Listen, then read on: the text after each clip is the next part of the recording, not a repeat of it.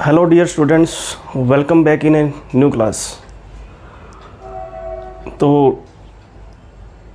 Advertisement के अंदर bride wanted हो गया, ग्रूम वांटेड हो गया, और वो दोनों एक ही में थे। मैट्रिमोनियल जो कॉलम है उसमें अब है अपने पास में एकोमोडेशन। एकोमोडेशन के अंदर एक तो है एकोमोडेशन वांटेड, ठीक है, यानी कोई रहने के लिए कोई दुकान है, घर है, ठीक है, शॉप को ख़रीदना है, शॉप परचेज़ करनी है, कोई हाउस परचेज़ करना है, या फिर कोई शॉप अपने को रेंट पर देनी है, या घर जो है वो रेंट पे देना है। हो सकता है कि भाई वो न्यूली कंस्ट्रक्टेड हो, और हो सकता है कि अपना कोई पुराना घर है, या अपना कोई मान लो ट्रांसफ़र है, कहीं और हो गया, घर ऐसे ही पड़ा है, शॉप वैसी पड़ी है, तो अपने उसको किराए पर देना चाहते हैं। तो एकोमोडेशन जो है उसके अंदर दो पॉइंट हो गए। एक तो है टू लेट, इसका मतलब क्या है कि कोई घर है या दुकान है उसको किराए पर देना है, ठीक है। तो एक जो इसी में दोनों शामिल है, एक का नाम तो यही रहता है, ठीक है, एकोमोडेशन वांटेड हो जाएगा लेकिन, ठीक है, यानी इसके अंदर दो टाइप है। तो फर्स्ट हो गया एकोमोडेशन वांटेड, ठीक है। सेकंड अपने पास में है टू लेट। इसी से रिलेटेड एक और है अपने property for sale for to purchase.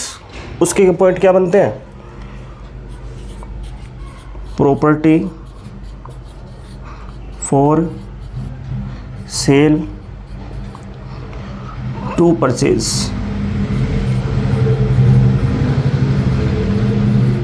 ठीक है। To purchase a shop, a house, a flat. इन चीज़ों को अभी अपने बाद में देखते हैं, पहले इसको देखते हैं। तो इसके लिए क्वेश्चन है, you have recently constructed a house, ठीक है, हाउस या flat.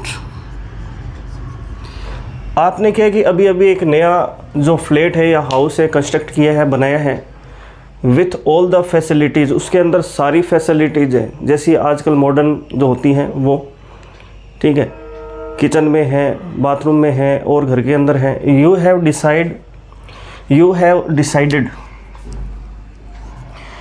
Decided to give it on rent. आप क्या है कि इसको रेंट के ऊपर देना चाहते हैं, डिसाइड कर लिया आपने। Draft a suitable advertisement for the to let columns.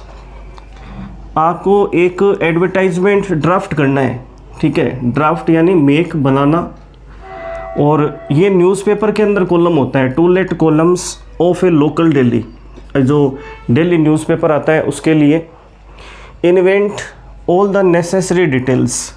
अब इसके अंदर कोई भी एड्रेस है, कोई भी और डिटेल है वो नहीं दी गई है, तो आपको क्या है कि वो इन्वेंट करनी है, बनानी है, खुद उसमें मेंशन करनी है। All the necessary details including contact, उसमें ये भी शामिल करना है क्या, कॉन्टैक्ट, एड्रेस है, ये भी क्या है उसके अंदर अपने को आंसर में लिखना है। तो एक बार फिर से आपको बता दूं कि ये अपने राइटिंग सेक्शन जो है ना, बी, राइटिंग सेक्शन बी है, और मैक्सिमम मार्क्स है 4 बोर्ड एग्ज़ाम के अंदर क्वेश्चन नंबर 3, क्योंकि इसके अंदर 4 टॉपिक है, नोटिस, इन्विटेशन, रिप्लाई और एडवर्टाइजमेंट अपना चल रहा है। इसमें जो मैट्रिमोनियल है वो 2 हो गए। ये टू लेट, तो टू लेट में क्या है, available a fully furnished flat near railway station. यानी ये अपने को बताना है कि भाई अपना जो फ्लैट है या हाउस है वो कहाँ है। तो पहले छोटा एड्रेस इसमें, जैसे रेलवे स्टेशन है, railway station Jaipur, on rent, किराए पर देने के लिए है। उसमें 3 बेडरूम्स हैं, 1 ओपन किचन है, 1 बिग एंड स्पेशियस हॉल है, 2 attached and separate let's end baths हैं, जैसे कि आजकल मॉडर्न जो फ्लैट हाउस में होता है। 2 बालकनीज़ हैं, ईस्ट फेसिंग है, यानी उसका जो फेस है पूर्व दिशा की तरफ है। मार्बल फ्लोरिंग है, जैसे अलग अलग फ्लोर बनते हैं आजकल, मार्बल है, सिंपली है, कोई टाइल्स है, तो टाइल्स फ्लोरिंग ऐसे लिख सकते हैं। यानी अपने दिमाग से समझ कर उसको याद करना है, उसमें ऐड करना है, रटने की फिर आवश्यकता नहीं होती है। गार्डन है, गैरेज फैसिलिटी या car parking facility, 24 hours power and water supply, जैसे इन्वर्टर फैसिलिटी लगभग होती है। रेंट ओनली 15,000 पर मंथ है, excluding electricity and maintenance charges, यानी उसके अंदर इलेक्ट्रिसिटी का जो बिल आता है वो आपको ही पे करना है, और जो कोई भी आगे कोई भी टूट फूट मेंटेनेंस होता है वो आपको ही करवाना है, ओनर नहीं करेगा। ओनली फॉर डिसेंट फैमिली, एक अच्छे परिवार के लिए उपलब्ध है ये। फिर उसमें जैसे contact RK Agarwal 123 near colony Jaipur, जैसे इसमें लिखा था कि भी इंक्लूडिंग कॉन्टैक्ट एड्रेस देना है, तो वो इसमें अपने को ऐड करना है। ईमेल एड्रेस भी दे सकते हैं। मोबाइल नंबर है 9828 और फर्स्ट 4 डिजिट लिख दिए, उसके बाद में फिर ये 6 टाइम्स क्रॉस लगा दो।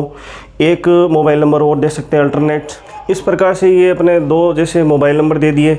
फिर उसके बाद में देखो ये एकोमोडेशन वांटेड के अंदर ये दूसरा मैंने आपको करवाया।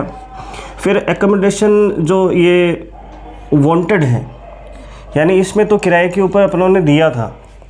अब मान लो कि जैसे कोई कॉलेज स्टूडेंट है, कोई ऐसा कोई ऑफिसर, कोई गवर्नमेंट एम्प्लॉय हो सकता है, अदर कोई है, कोई दूसरे शहर में जाता है, उसको किराए के ऊपर कोई शॉप चाहिए, घर चाहिए, फ्लैट चाहिए, तो फिर वो क्या है कि ऐसे लिख सकता है। फिर इसमें क्या आ जाएगा, वांटेड। आपको जिस प्रकार से 2 रूम चाहिए, ठीक है, एक सिंपल घर चाहिए, कैसा चाहिए, उस प्रकार से वांटेड लिख करके वो फिर डिटेल इसके अंदर ऐड हो जाएगी। आप कितना किराया दे सकते हैं वो इसमें लिखना है, फिर एड्रेस आ जाएगा।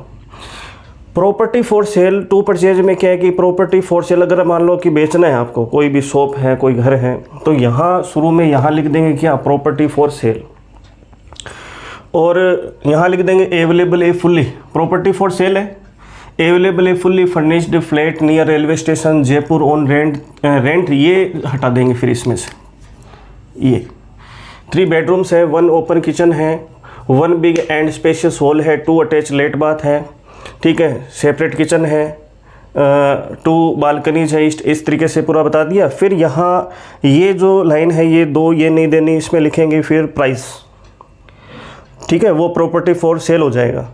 फिर to purchase a flat, a house, a shop, तो वो हेडिंग लगा दो, ठीक है। यहाँ वांटेड आ जाएगा, कहाँ किस लोकेशन के अंदर आपको घर चाहिए, कोई शॉप चाहिए, वो इसमें ऐड करके भी आप कितना क्या है कि उसके अंदर प्राइस दे सकते हैं, वो एड्रेस लिखना है अपने। यानी एक को अगर अपनों ने याद कर लिया, एक ही इन्फॉर्मेशन याद कर ली, उसको अच्छे से लर्न कर लिया, समझ लिया, कॉन्सेप्ट क्लियर है, तो एक एडवर्टाइजमेंट से 4 क्लियर होते हैं। कौन कौन से, accommodation wanted, to let, property for sale, to purchase.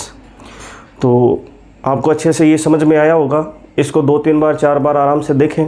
कोई बात नहीं समझ में आई है तो आप नीचे कमेंट करें, आपको फिर नेक्स्ट एक वीडियो और बनाकर अच्छे से समझा देंगे। Thank you.